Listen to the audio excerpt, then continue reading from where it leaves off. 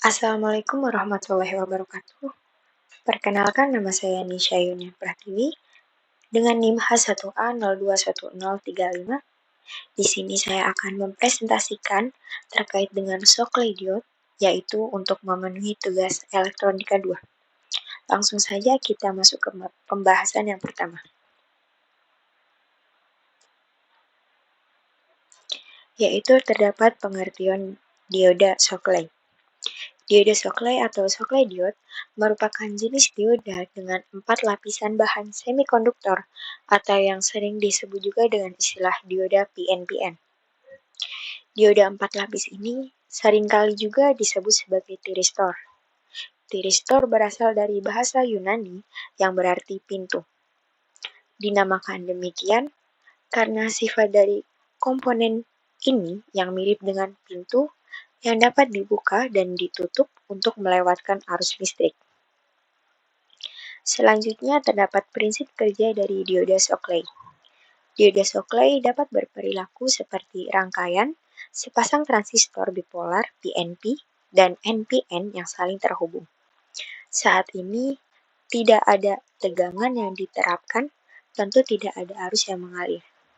Dan saat tegangan mulai meningkat, masih tetap saja tidak ada arus karena transistor belum mampu untuk hidup atau turn on. Dalam kedua keadaan seperti ini, perangkat dikatakan berada dalam mode cut-off. Untuk memahami keadaan seperti ini, coba kita ingat-ingat kembali apa yang diperlukan oleh transistor bipolar untuk aktif. Yang diperlukannya ialah arus basis, atau arus yang melalui sambungan basis dan emitor. Seperti yang kita lihat pada diagram, arus basis transistor di bawah kontrol transistor yang berada di atas, sedangkan arus basis transistor atas dikontrol oleh transistor yang berada di bawah. Dengan kata lain, transistor tidak akan bisa menyala atau aktif sampai ada salah satu transistor yang menyala. Selanjutnya, bagaimana sih dioda Shockley bisa menghantarkan arus jika transistor penyusunnya keras kepala mempertahankan mode cut-off? Terletak pada sifat atau perilaku transistor yang tidak sama atau bertentangan dengan transistor bipolar pada umumnya.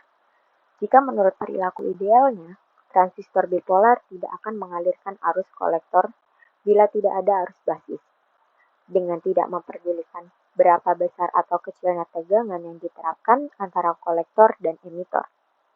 Sedangkan transistor yang membentuk dioda Shockley memiliki batas tertentu berapa besar tegangan yang dapat ditahan oleh kolektor dan emitor sebelum pecah atau breakdown dan menghantar.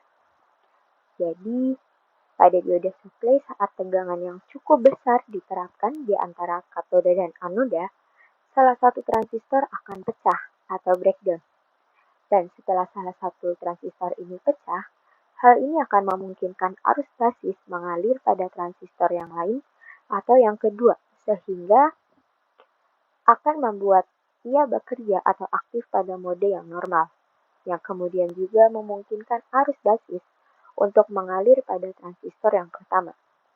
Dan pada akhirnya kedua transistor tersebut akan berada pada mode jenuh atau saturation dan saling menjaga untuk tetap menyala atau aktif. Nah, bagaimana cara mematikan kembali kedua resistor tersebut? Caranya adalah dengan mengurangi tegangan yang diberikan jauh ke titik yang lebih rendah di mana arus yang mengalir menjadi terlalu kecil sehingga tidak lagi mampu menjaga bias dari transistor. Dan saat itu terjadi salah satu transistor akan cut off, kemudian akan menghentikan aliran arus basis pada transistor yang lainnya.